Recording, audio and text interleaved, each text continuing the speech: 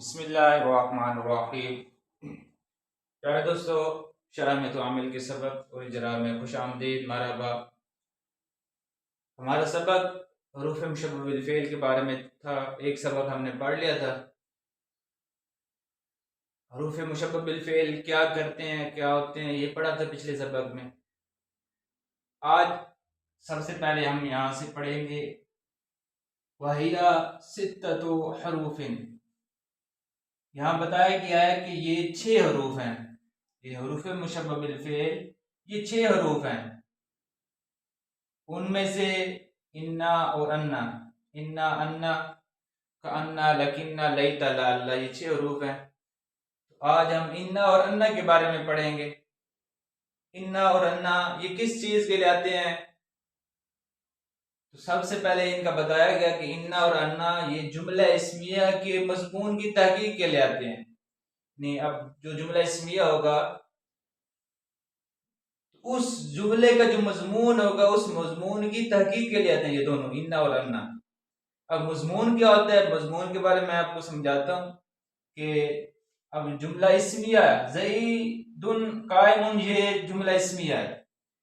تو قائم اگر خبر مشتق ہو تو پھر ہم اس کی طرف اس کو مصدر لے آئیں گے، یعنی اس کا مصدر لے آئیں گے اور مصدر لے کر مبتدا کی طرف مضاف کریں گے، یعنی قیام و زید، قیام و زیدن، قیام و زیدن، زید کا قیام، یہی جو ہے وہ مضمون ہے، یعنی زید کا قیام، زید کا جو قیام ہے اس کی تحقیق کے لیے انا لایا گیا ہے۔ انا زیدن قائم، یعنی زید کا جو قیام ہے اس کی تحقیق ہے، وہ پکی بات ہے۔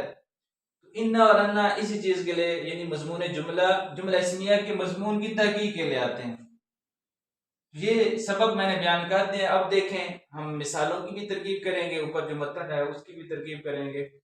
وَهِيَ سِتَّةُ حُرُوفٍ، وہ استئنافی ہے، جملے کے شروع میں وہ آ جائے تو استئنافی ہوتی ہے۔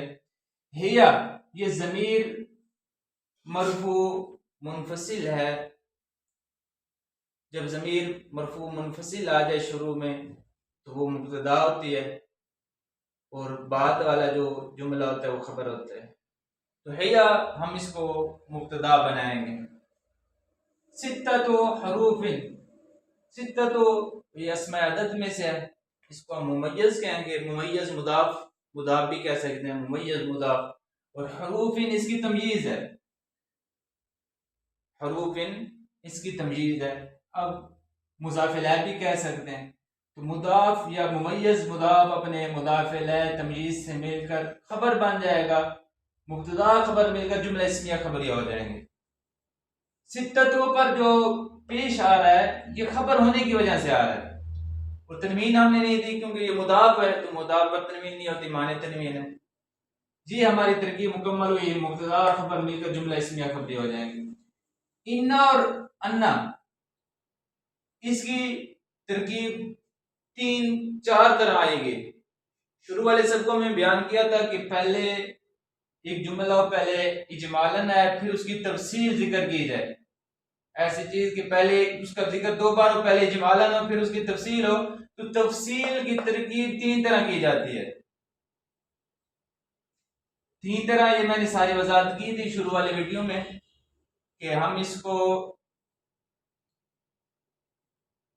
خبر بھی بنا سکتے ہیں مبتدا محذوف کی، ہم اس کو بدل بنائیں گے، اب بدل حروف سے بھی بدل بن سکتا ہے اور ستتوں سے بھی بدل بن سکتا ہے۔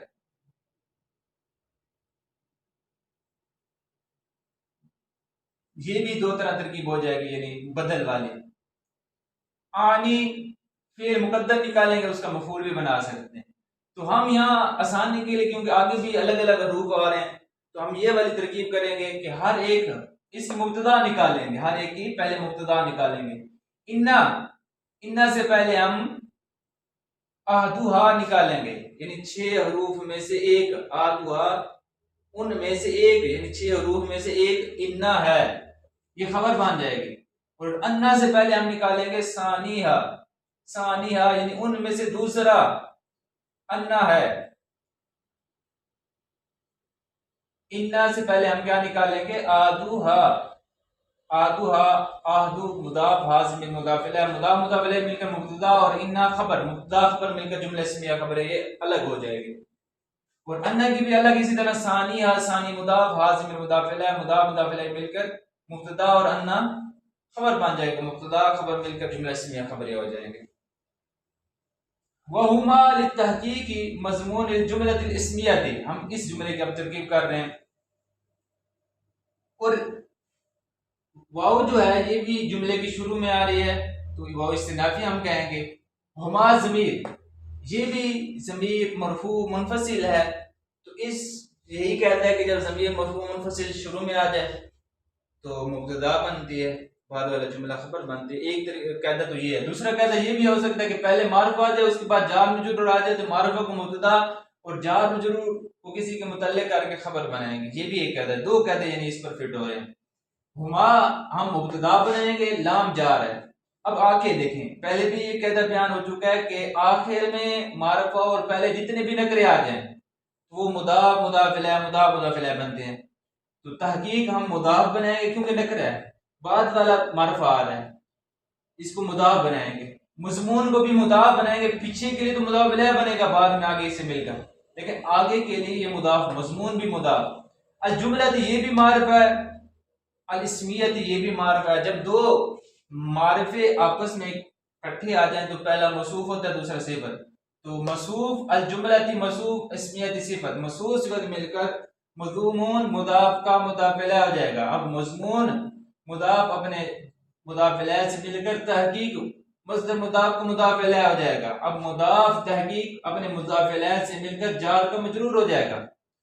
اب جار مجرور مل کر یہ ظرف مستقر ہوں گے، متعلق ہوں گے ثابتتان کے، کیونکہ تسنیہ ہما ضمیر بھی تسنیہ، تو یہاں بھی ہم تسنیہ نکالیں گے ثابتتان. ثابتتان اس میں فاعل ہے، ہما ضمیر اس میں فاعل آئے گی، اس میں فاعل اپنے فاعل اور اس متعلق سے مل کر خبر بن جائے گا، مبتدا خبر مل کر جملہ اسمیہ خبر ہو جائے. اب مثلو آ رہا ہے، مثلو ان زیدن قائم ای حققت قیام زید وبالغنی ان زیدن منطلق ای بالغنی ثبوت انطلاق زید، بالغنی ثبوت انطلاق زید یہ آ جائے گا. اب ترکیب کرتے ہیں. مثلو کے بارے میں کہتا تھا کہ دو طرح ترکیب کی جاتی ہے. مثلو جہاں بھی آ جائے دو طرح ترکیب ہوتی ہے. ایک تو مثلو مضاف، آگے والا جملہ مراد اللفظ کہہ کر ہم مضاف الیہ کریں گے. مثلو مضاف، آگے والا جملہ مضاف الیہ. مضاف مضاف الیہ مل کر مثال مبتدا معذوف کی خبر بن جائے گا، مبتدا خبر مل کر جملہ اسمیہ خبریہ بن جائے گا. ایک ترکیب یہ. دوسری ہم الگ الگ کریں گے.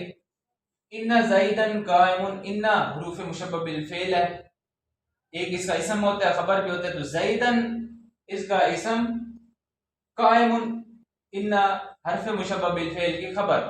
حرف مشبہ بالفعل اپنے اسم اور خبر سے مل کر جملہ اسمیہ خبریہ ہو جائیں گے اور مفسر ہو جائے گا. ای حرف تفسیر ہے. حققت یہ فعل ہے، یہ صیغہ واحد متکلم ہے، فعل ماضی مثبت مرفوع ثلاثی سے مزید فعل، مضاف ثلاثی اسباب تفعیل، تفعیل سے ہے. حققت، حققت فعل، تو ضمیر اس کا فاعل ہو جائے گا. قیامہ مضاف، زید مضاف الیہ، یہ نکرہ ہے، زید بن معرفہ ہے، تو جو پہلے نکرہ آ جائے اس کے بعد معرفہ آ جائے تو نکرہ کو مضاف اور معرفہ کو مضاف الیہ بناتے ہیں. مضاف مضاف الیہ مل کر یہ مفعول بن جائے گا حققت کا. حققت فعل اپنے فاعل اور مفعول سے مل کر جملہ فعلیہ ہو کر مفسر بن جائے گا. اسی طرح دوسری ترکیب جو مثال آ رہی ہے وہ بالغنی ان زیدن منطلق. بالغنی فعل ہے، نون ضمیر وقایہ یا ضمیر مفعول ہے. ان حروف مشبہ بالفعل میں سے حرف مشبہ بالفعل ہے. زیدن اس کا اسم، منطلق خبر. حرف مشبہ بالفعل اپنے اسم اور خبر سے مل کر جملہ اسمیہ ہو کر مفس بن جائے گا، فاعل بالغہ کا فاعل بن جائے گا. بالغہ فعل اپنے فاعل مفعول سے مل کر جملہ فعلیہ ہو جائے گا. ای مفسر بن جائے گا. ای حرف تفسیر ہے. بالغنی بالکل اسی طرح بالغہ فعل، نون ضمیر وقایہ یا ضمیر مفعول.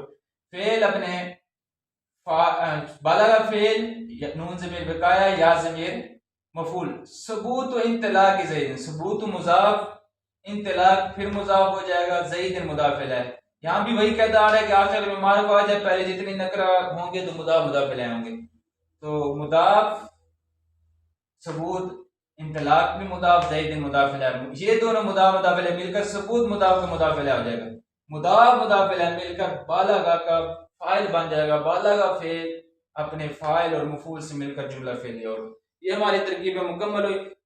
اب ہم وجوہ اعراب کے ساتھ بیان کر دیتے ہیں جن کا رہ گیا تھا۔ ستۃ، یہ خبر ہونے کی وجہ سے، حروف یہ تمجیز ہونے کی وجہ سے مجرور ہے، لتحقیق یہ جار کے لام آ رہا ہے، لام پیچھے جر دے رہا ہے، تحقیق پر کسر آ رہا ہے لام کی وجہ سے، مضمونی پر جو کسر آ رہا ہے، زیر آ رہی ہے، یہ تحقیق کا مضاف الیہ بن رہا ہے، الجملتی یہ مضاف الیہ بن رہا ہے مضمون کا، اور یہ مضمون تحقیق کا مضاف الیہ بن رہا ہے، اور اسمیتی پر جو کسر آ رہا ہے یہ جملہ کی صفت بن رہی ہے، صفت ہونے کی وجہ سے موصوف صفت کا اعراب ایک طرح کا ہوتا ہے۔ زیدن پر جو نصب آ رہا ہے انہ کی وجہ سے، انہ اپنے اسم، انہ کا جو اسم ہوتا ہے وہ منصوب ہوتا ہے، قائم انہ کی خبر ہے تو خبر مرفوع ہوتی ہے، اس وجہ سے اس پر پیش آ رہا ہے۔ قیامہ یہ مفعول بن رہا ہے، حقا قدو کا مفعول ہونے کی وجہ پر اس پر زبر آ رہی ہے، اور زیدن یہ مضاف الیہ ہونے پر اس کی وجہ سے کسر آ رہا ہے۔